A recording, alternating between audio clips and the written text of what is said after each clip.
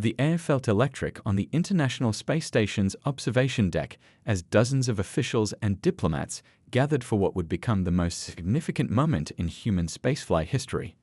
Among them stood a brilliant spacecraft engineer who had devoted the last decade of her life to this project. She clutched her tablet tightly, trying to steady her trembling hands as the massive construction dock's protective shields slowly peeled away. The room fell silent. Even the usually chatty Centaurian ambassador, with his shimmering blue-tinted skin, stopped his constant humming. Through the reinforced windows, everyone could see it happening. The birth of humanity's first star-forged battleship. It started with a shimmer like heat waves rising from hot pavement. Then came the first traces of metal appearing out of seemingly nowhere. The quantum fabricators hummed to life, their energy signatures creating a dance of lights that reflected off the station's windows. Layer by layer, the massive ship took shape before their eyes. "The readings are stable," someone whispered from the engineering station. "Quantum matrix holding at 99.8% efficiency." The engineer's heart swelled with pride as she watched her creation come to life. The Prometheus, as they had named it, wasn't just another warship. It was a revolution in physical form. Its hull gleamed with a subtle iridescence, the newly forged quantum-infused metal catching the light of Earth's distant sun. The alien diplomats pressed closer to the windows, their various environmental suits clicking and whirring as they moved. A tall, insectoid Regelian clicked its mandibles rapidly, their species sign of extreme agitation or excitement. A group of Proximan observers huddled together, their crystalline forms refracting light across the deck as they processed what they were seeing. "Impossible," muttered one of the Arcturus representatives, their translator struggling to convey the mix of disbelief and awe in their tone. The energy requirements alone should make this. But there it was, defying all their preconceptions. The Prometheus continued to grow, its massive form taking shape piece by piece. The quantum fabricators didn't just build the ship, they wove it into existence, each component perfectly formed at the atomic level. The engineering team had spent years perfecting this process, ensuring that every created section could repair and replicate itself if needed. As the main hull neared completion, the observation deck's screens lit up with real-time data. Power systems coming online, navigation computers initializing. The quantum core, the heart of the star-forged technology, pulsing with energy that their instruments could barely measure. The engineer found herself holding her breath as the final sections took shape. The bridge module, the sensor arrays, the revolutionary shield generators, each component appeared flawlessly, exactly as designed. When the last piece clicked into place, a subtle ripple of energy passed through the completed vessel like a giant taking its first breath. "Integration complete," announced the automated system. Starforge battleship Prometheus is online. The human officials broke into applause, their celebration echoing off the observation deck's walls. But the engineer noticed something else, the way the alien diplomats exchanged glances, how some immediately reached for their communication devices. She knew what they were thinking. Everything was about to change. The Prometheus wasn't just a display of human engineering prowess. It represented something far more significant, humanity's leap from a mid-tier spacefaring civilization to a major galactic power. A ship that could repair, rebuild, and even replicate itself changed the entire equation of space warfare and exploration. As she watched her creation floating majestically against the backdrop of Earth, the engineer realized this was just the beginning. The Prometheus would reshape not just human history, but the future of every species watching from that observation deck. The real question was, were they ready for what came next? News of the star-forged battleship spread through the galaxy like wildfire. Within days, the Galactic Council chambers were packed with representatives from every major civilization. The massive dome-shaped hall, usually filled with casual diplomatic chatter, now buzzed with nervous energy. The Ardaxian Empire's delegation caused the biggest stir. For decades, they treated Earth and other younger spacefaring races like annoying children. Their massive warships would regularly patrol near Earth's colonies, a thinly veiled show of force. But today was different. Their chief ambassador, a towering figure in ornate purple robes, approached the human delegation with carefully measured steps. My government wishes to discuss new trade arrangements, the Ardaxian said, their translator struggling to convey the newfound respect in their tone. We believe our peoples have much to offer each other. Coming from a race that had previously demanded tribute from smaller civilizations, this was nothing short of extraordinary. Behind the scenes, intelligence reports painted an interesting picture. The Ardaxian military had called an emergency meeting. Their top strategists were completely reshaping battle plans that had stood unchanged for centuries. Other species were doing the same. The Proximan Defense Force doubled their research budget overnight. The Centaurian fleet began recalling ships from the outer regions. In the Council's private chambers, an aide rushed in with urgent news. Long-range sensors had detected massive fleet movements throughout Ardaxian space, but instead of moving toward Earth, as many had feared, their warships were pulling back. The same thing was happening across other territories. It was like watching a galaxy-wide game of chess, with every player suddenly realizing the board had changed. "They're scared," whispered one human diplomat to another during a break in the sessions, not just of the ship itself, but what it represents. He wasn't wrong. The Prometheus wasn't just a powerful warship, it was a statement. Humanity had jumped from being a minor player to a major force in galactic politics overnight. The Council's archives were suddenly flooded with requests for information about Earth's technological development. Species that had previously ignored humanity were now studying every detail of human history. How had they developed this technology? What other surprises might they be hiding? During one particularly tense session, a young diplomat from the Rigelian Confederation stood up. "Let's address the quantum elephant in the room," they clicked through their translator. "The balance of power has shifted. We need to discuss what this means for all of us." The human representatives handled these discussions carefully. They emphasized that the Starforge technology was primarily about self-sufficiency and exploration, not domination. But everyone in those chambers understood the unspoken truth: humanity now had something that could change everything. Trade offers began pouring in. Species that had previously charged premium rates for basic technologies were now offering generous terms. The Ardaxians, famous for their advanced shield technology, suggested a technology exchange program. The Proximans offered access to their prestigious science academies. Even the notoriously secretive Centaurians proposed sharing some of their bioengineering discoveries. Back on Earth, the global economy was already feeling the effects. Companies that had invested in space technology saw their values skyrocket. Countries that had supported the Starforge project found themselves with unprecedented diplomatic influence. The entire human race was experiencing a surge of confidence and unity that came from this shared achievement. As the council sessions continued, one thing became crystal clear: there would be no going back to the old way of doing things. Humanity had earned its seat at the galactic table, not through warfare or aggression, but through innovation. The real challenge now would be handling this new reality wisely. The day's final session ended with something unprecedented: a standing ovation from the Ardaxian delegation for a human speaker. As the chamber slowly emptied, representatives from various species lingered, forming small groups to discuss the implications. The galaxy was changing, and everyone knew it. The question on everyone's mind was, what would humanity do with their newfound influence? Just as Earth was adjusting to its new status in galactic politics, the long-range sensors near Jupiter lit up with warnings. At first, the space traffic controllers thought it was a glitch. The energy signatures they were detecting didn't match any known species in their database. But as backup systems confirmed the readings, a chill ran through Earth's defense command. An unknown fleet had appeared at the edge of our solar system. Their ships were massive, with strange crystalline structures that seemed to absorb light rather than reflect it. The design was unlike anything humanity or our alien allies had ever encountered.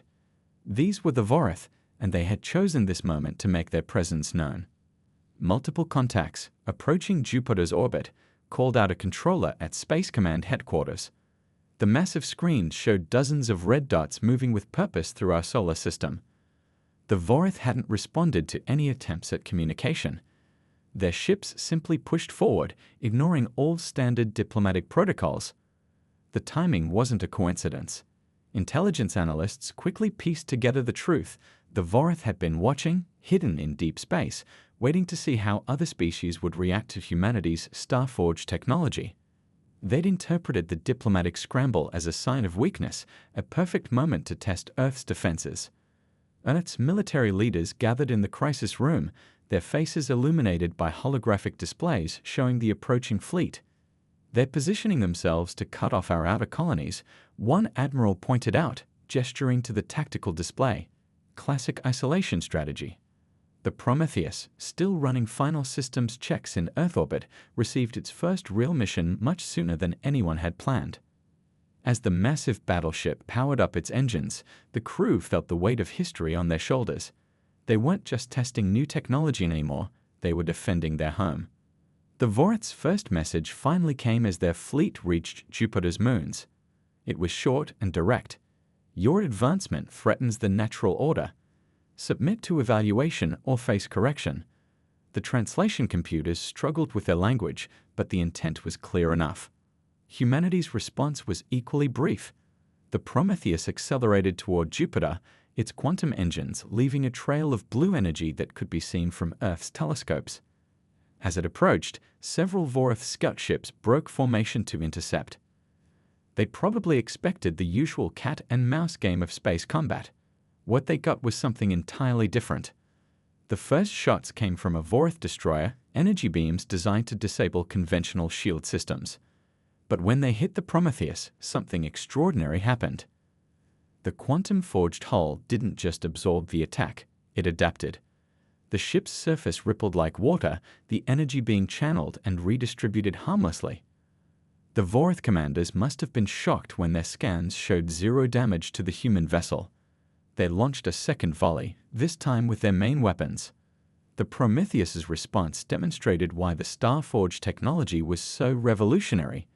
Damaged sections of the hull simply regenerated, the quantum fabricators repairing damage almost instantly. The real surprise came when the Prometheus deployed its defensive countermeasures. Instead of traditional weapons, it released a cloud of self-replicating repair drones. These tiny machines didn't attack the Vorith ships, they simply surrounded them, analyzing and adapting to their technology in real time. Your weapons cannot destroy what rebuilds itself, the human commander transmitted. We offer peaceful dialogue as equals. The natural order you speak of is change itself. The message was clear. Humanity wouldn't be bullied, but neither would we become bullies ourselves. For several tense hours, the two fleets faced each other near Jupiter's orbit. The Vorith ships held position, their commanders probably engaged in heated debates about this unexpected situation. Finally, their fleet began to move, not forward toward Earth, but back, maintaining formation as they retreated to the outer solar system. As the crisis subsided, analysts began studying the encounter's implications. The Prometheus hadn't just defended Earth, it had changed the very nature of space warfare. When a ship could repair itself faster than it could be damaged, victory through destruction became impossible.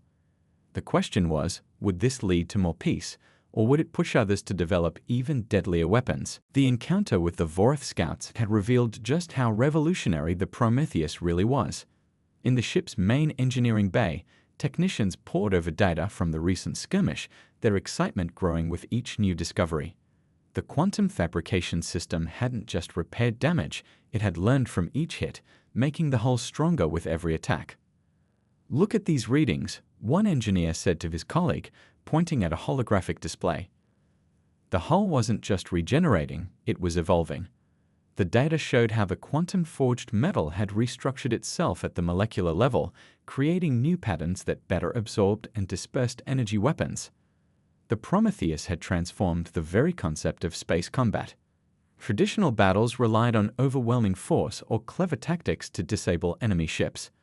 But how do you defeat a vessel that treats damage as a learning experience? The Vorith weapons, considered among the most advanced in known space, had barely left a scratch. During a routine maintenance check, the engineering team made an even more startling discovery. The quantum fabricators weren't just repairing battle damage, they were improving the entire ship. Systems that had taken minor hits were rebuilding themselves more efficiently. Power conduits were realigning for better energy flow. The Prometheus was literally becoming stronger through adversity. It's like watching a living thing heal, observed the chief engineer during a briefing. But instead of just returning to its original state, it's adapting and improving. The implications were staggering. Every encounter, every bit of damage, every stress on the systems made the ship more capable. The Vorith's energy weapons had provided an unexpected bonus. The quantum fabricators had analyzed the attack patterns and begun incorporating similar energy distribution systems into the hull. The Prometheus wasn't just defending against their technology, it was learning from it. Word of these capabilities spread quickly through the galaxy. Military strategists from various species had to completely rethink their approach. Traditional tactics became obsolete overnight. What good were bigger guns when your target used attacks to make itself stronger? In the ship's command center, officers watched as the automated repair systems worked. Small drones, each powered by miniature quantum cores, swarmed over the hull like helpful insects. They didn't just patch damage, they'd rebuilt sections to be better than before. The ship's outer layer now shimmered with an almost organic quality, the metal flowing and shifting as it optimized itself. But the technical edge came with its own challenges. The crew had to constantly monitor the quantum fabrication process to ensure it stayed within safe parameters. Too much adaptation too quickly could lead to unpredictable results. They were working with technology that pushed the boundaries of physics itself. The ship's not just a weapon or a defense platform, explained one scientist to a group of visiting officials. It's become a testing ground for the limits of matter manipulation. Each day brought new discoveries about how the quantum systems interacted with conventional physics. The Prometheus's success had shifted Earth's defensive strategy completely. Instead of building bigger weapons or stronger shields, research now focused on understanding and improving the quantum fabrication process. The ability to adapt and improve in real time proved more valuable than any traditional military advantage. During one test, they fired a concentrated beam of plasma at a small section of the hull. Not only did the metal instantly repair itself, but it developed a new crystalline structure that could channel plasma energy into the ship's power grid. The Prometheus wasn't just becoming harder to damage, it was learning to turn attacks into advantages. As the engineering teams compiled their findings, one thing became clear: they had only scratched the surface of what the Starforge technology could do. The Prometheus wasn't just a ship that could heal itself, it was an evolving experiment in the fundamental nature of matter and energy. The real question wasn't how to make the ship stronger, but how to ensure they could control and understand the changes it underwent. As one engineer put it during a late-night discussion, we're not just building a better ship anymore, we're watching the birth of an entirely new kind of technology, one that could change everything we think we know about physics itself. The success of the Prometheus had unexpected ripples across the galaxy. Small nations that had previously lived in fear of larger powers began reaching out to Earth. Their ambassadors arrived daily, each hoping to establish relationships with humanity's growing influence. The space station's diplomatic wing, once quiet, now buzzed with activity around the clock. One morning, during a routine quantum field analysis, a young physicist noticed something unusual in the data. The space around the Prometheus showed tiny distortions, almost too small to measure. At first, she thought it was an equipment malfunction. But as she double-checked the readings, her hands began to shake. The quantum fabrication technology wasn't just affecting the ship, it was changing the very fabric of spacetime around it. "Look at these readings," she told her supervisor, pointing to the complex patterns on her screen. "The quantum fields aren't just building matter, they're weaving themselves into the fundamental structure of space." The implications were both exciting and terrifying. Their breakthrough technology might be more powerful than anyone had imagined. The smaller galactic nations saw Earth as a potential protector against traditional bullies like the Ardaxian Empire. A delegation from the Outer Rim colonies arrived, offering trade rights and resource access in exchange for security agreements. Their ambassador, a being of pure energy contained in a sophisticated environmental suit, spoke passionately about a new era of cooperation. "Your Starforge technology," the ambassador said, their words translated into soft blue holographic text, "represents hope for species like ours. We've lived under the shadow of larger powers for too long. But with Earth as an ally, we could finally develop our own paths." Meanwhile, the physics team worked day and night to understand the space-time anomalies. They discovered that each time the quantum fabricators activated, they created microscopic connections to what seemed like other dimensions. The ship wasn't just building itself from available matter, it was drawing materials and energy from somewhere else. It's like the technology is creating tiny bridges across reality, one physicist explained during a briefing. Each repair, each adaptation, weaves these connections tighter into our universe's fabric. The possibility that they might be accidentally altering the structure of space itself led to heated debates about continuing the program. The political discussions grew more complex. Some Earth nations pushed for rapid expansion of the Starforge fleet, arguing that humanity needed to cement its position while it had the advantage. Others called for caution, worried about the unknown consequences of deploying more ships with reality-altering capabilities. The Prometheus's crew found themselves at the center of these debates. They saw firsthand how the ship's presence affected different species. Some reacted with fear, others with hope, but none could ignore it. During a diplomatic mission to the Centaurian homeworld, local ships adjusted their courses to maintain a respectful distance, their crews both curious and cautious about the legendary vessel. More concerning were the readings from long-term quantum field monitors. The distortions around the ship were growing stronger, creating patterns that resembled natural phenomena, but didn't quite match known physics. It was as if the Starforge technology was slowly teaching space itself new ways to behave. "We're not just building ships anymore," the lead researcher told a packed conference room. "We're playing with forces we barely understand."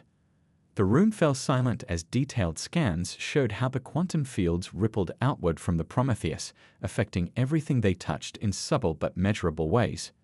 Yet the diplomatic opportunities couldn't be ignored. A coalition of smaller species proposed creating a joint research initiative, offering to share their diverse scientific knowledge in exchange for studying the Starforge technology. Their proposal promised a future where technological advancement served cooperation rather than competition.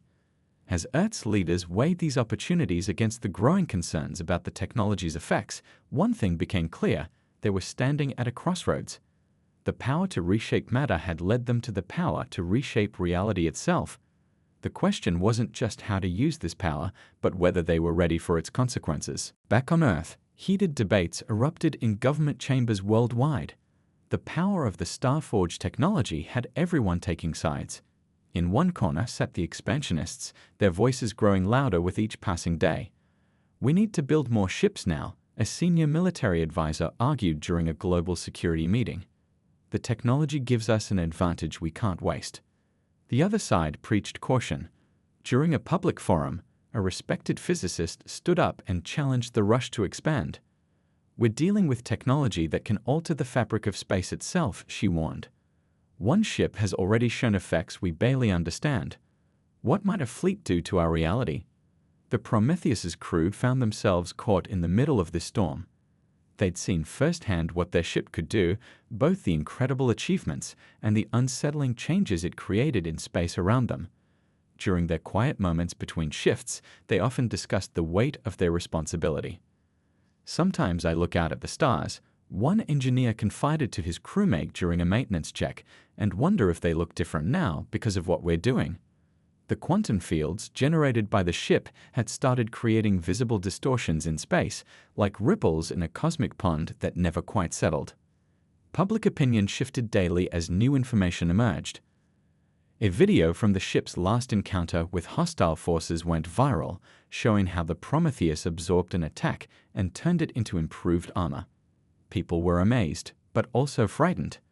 The ship wasn't just defending itself, it was evolving in ways nobody had predicted. The political pressure grew intense. Some nations demanded immediate access to Starforge technology for their own defense forces. Others threatened to withdraw from global space initiatives unless stricter controls were put in place. The technology that had united humanity against external threats now risked dividing it. During one particularly tense UN session, an unexpected voice brought clarity to the chaos. A young officer who had served on the Prometheus shared his experiences. "The ship isn't just a weapon or a shield," he explained. "It's a responsibility. Every time we activate the quantum fabricators, we're not just building metal and machinery, we're reshaping possibilities. That's not something we should rush into blindly." His words struck a chord. The debate began to shift from how quickly they could build more ships to how wisely they could use the one they had.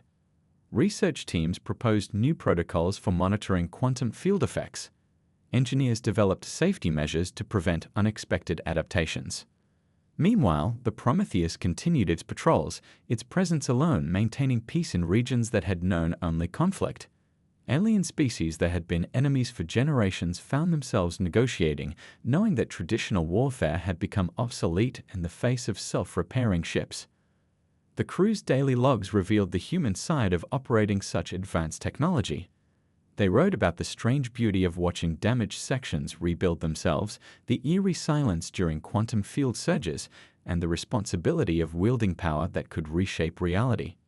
"It's not just about protecting Earth anymore," the ship's commander noted in a public address. "We're protecting the very nature of space itself. Every decision we make, every time we engage the Starforge systems, we're writing new laws of physics. That's not something anyone should take lightly." The turning point came when several crew members reported seeing strange patterns in their dreams, geometric shapes that matched the quantum field distortions around the ship. Scientific instruments confirmed that prolonged exposure to the technology was affecting human consciousness in subtle ways. Nobody could tell if this was harmful or beneficial. As Earth's leaders grappled with these revelations, one thing became crystal clear. The Starforge technology wasn't just a tool to be used, but a force that needed to be understood. The real challenge wasn't building more ships, but learning to be worthy of the power they discovered. The discovery came during what should have been a routine diplomatic mission.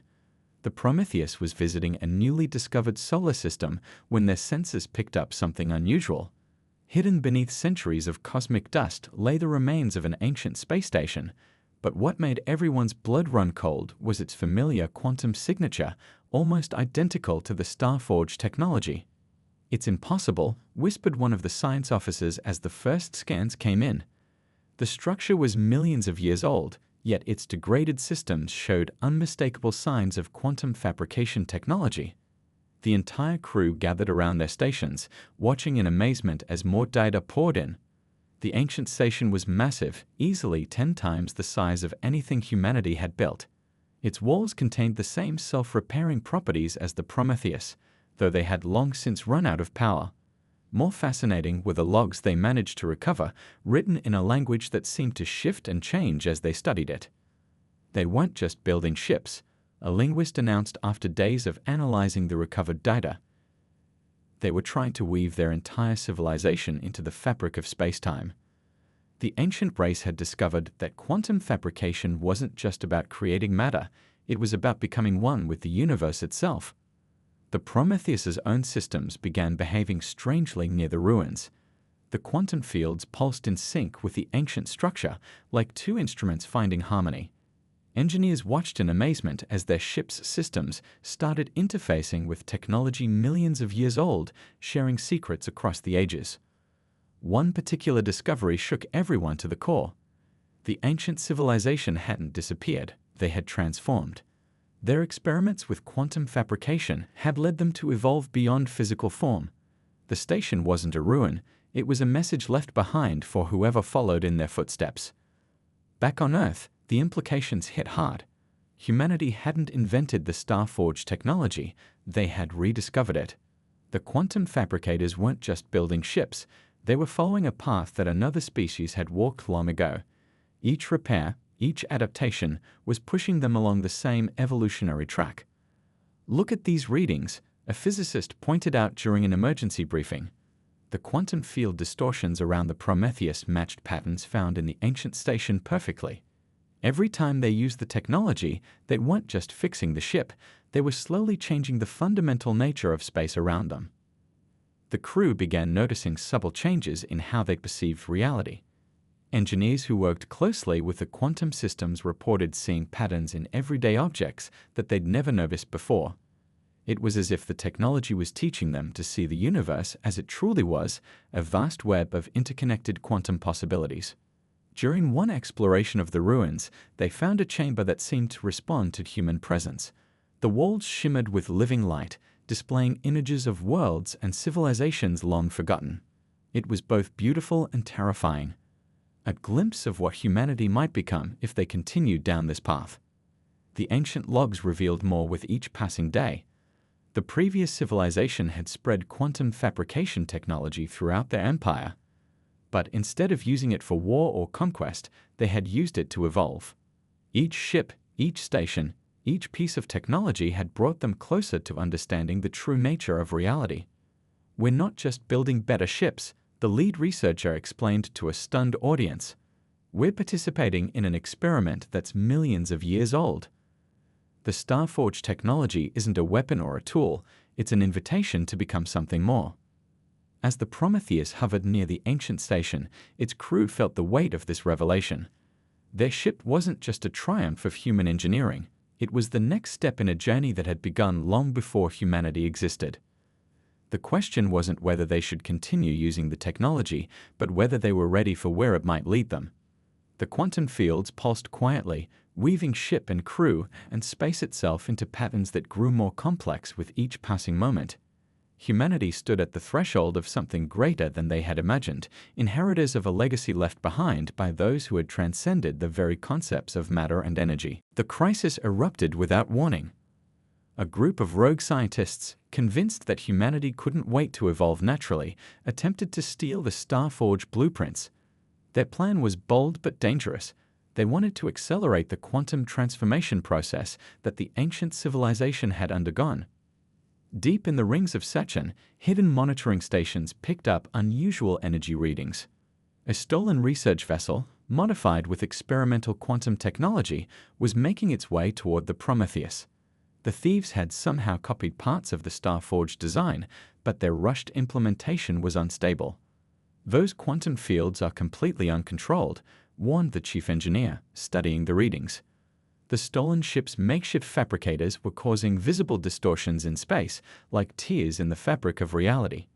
Each burst of energy threatened to rip open holes between dimensions. The Prometheus's crew faced an impossible situation. They couldn't simply destroy the stolen vessel. The explosion of unstable quantum technology might cause catastrophic damage to spacetime itself. But they couldn't let it continue on its current course either. "Their containment fields are failing," reported a sensor operator, his voice tight with concern. The stolen ship's hull was literally wavering between states of matter, the poorly implemented quantum systems threatening to tear it apart. The crew inside seemed either unaware or uncaring of the danger they were in. The rogue scientists broadcasted their demands: "Share the evolution protocol, or we'll force the next step ourselves." They believed that humanity was moving too slowly, too cautiously with the ancient technology. Their stolen ship was proof of their determination and their desperation. In the command center, officers watched as reality itself began to warp around the stolen vessel. The thieves' attempts to replicate Starforge technology without proper understanding were creating quantum instabilities that could be seen with the naked eye. Space itself seemed to bend and twist around their ship. The Prometheus's commander made a bold decision.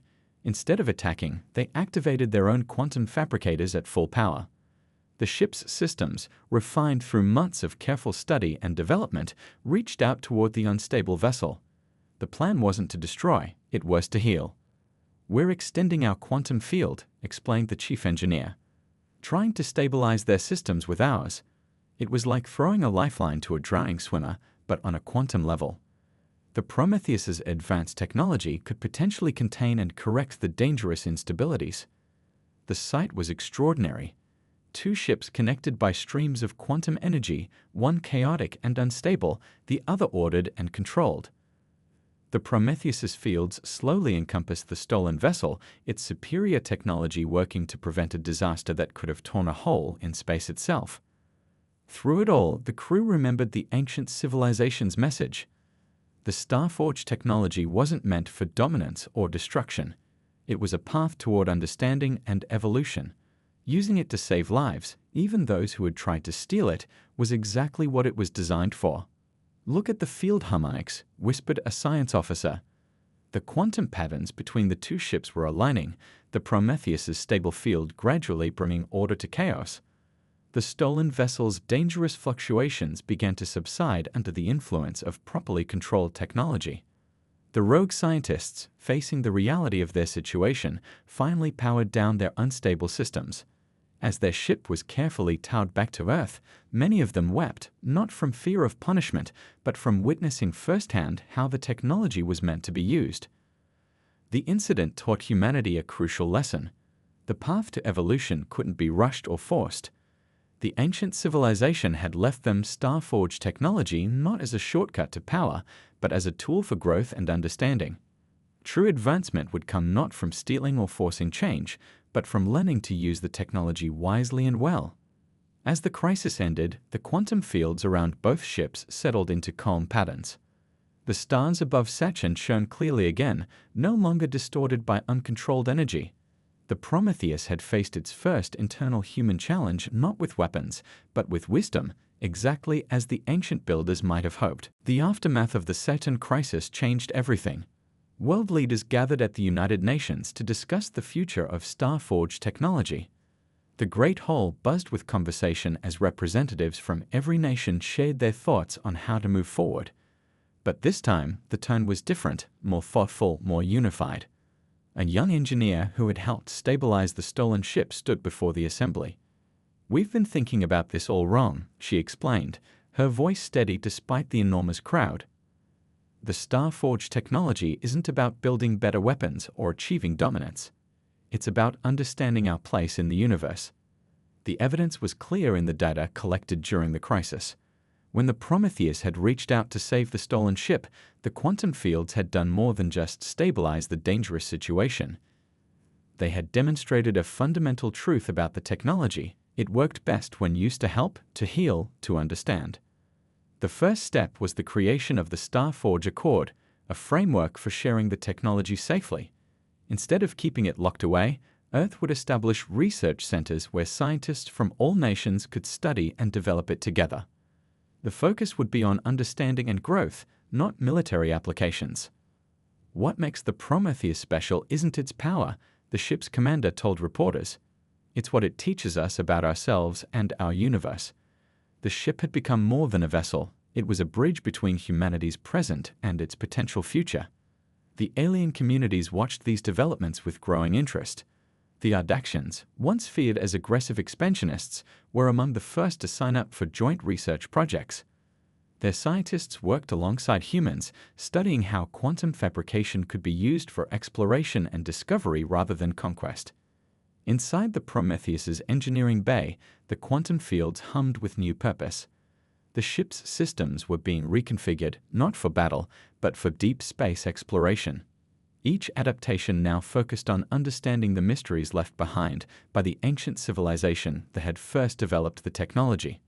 The first joint human-alien research facility took shape in Earth orbit, its design incorporating elements from a dozen different species. The structure itself utilized star-forged technology, but in a new way, it could adapt and grow to accommodate different atmospheric needs and gravity requirements, allowing beings from various worlds to work together comfortably. "Look at how the quantum fields interact," a physicist pointed out during the facility's first day of operation. The mixing of different species technologies with star-forged systems was creating new possibilities nobody had imagined. The structure wasn't just a place to work, it was becoming a living experiment in cooperation and advancement. Children on Earth now looked up at the night sky with new wonder. The Prometheus's journeys were followed in classrooms worldwide, each discovery sharing more about the ancient civilization that had left behind their quantum legacy. The ship had become a symbol not of military might, but of humanity's potential for growth and understanding. The crew's mission had evolved as well.